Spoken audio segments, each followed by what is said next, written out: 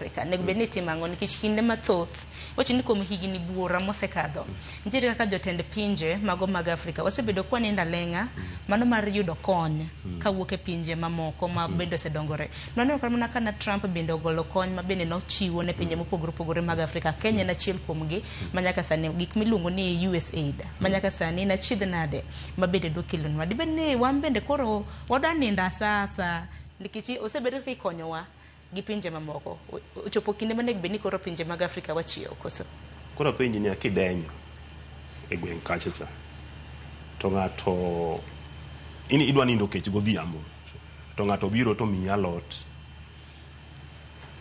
to koni ni ini idwa taya mondo liele godo ngato koni taya ti dwaro nango an we ami mogo ti pinje ne koro mogo ni adhi nange ineno koro ntiere there been mismatch of aid, mismatch of climate finance coming to Africa. Mismatch en nia idwaro pesa ndi lakini pesa mimi ok tim gima itimango gimi dwaro.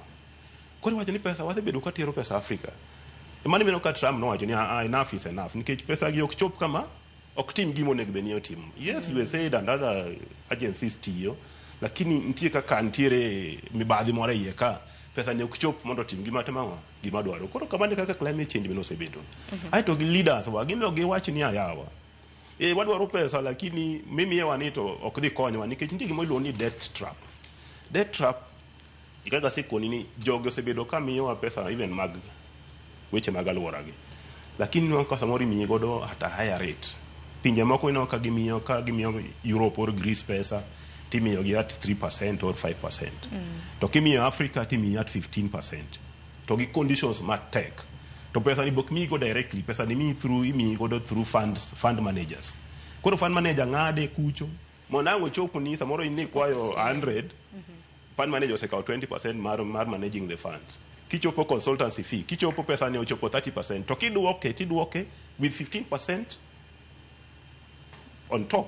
Idi chulo 115 of 100% money cow. Kono ka instead of mondo climate finance no kony pinje to chako kelo mana gowi kendo. Aparo ni mane mawalose nikech kinde ka kinde ko winjo kata mana ni ma otima na gira nyisi. Koro ka ko romo matimore Baku, otimore Belem e piny mano mar Brazil.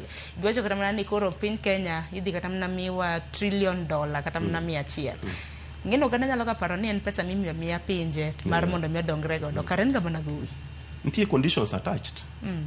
Koro mane mino ka wasebedo President Ruto and the African leaders osebedo ka yuare kodgi ni ka in aid to bed aid to ka in climate finance onego be ni poge gi aid kech climate finance en responsibility under the CBDR article 9.1 mana wacho cha en wawacho ni legal and ethical responsibility.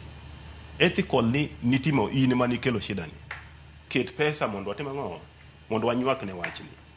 Legal ni ine mani sign commitment ni idhi timango idhi contribute team kaka ni timango kaka ni iwacho to jogi ok dwa winjo mbaka no gidhi mana kona koro no ka emo wacho ni sani koro in Belem mbaka sani koro jo Africa and Asia wacho ni developing countries wacho ni nyaka koro jidog back to implementation, no more pledges, no more commitments.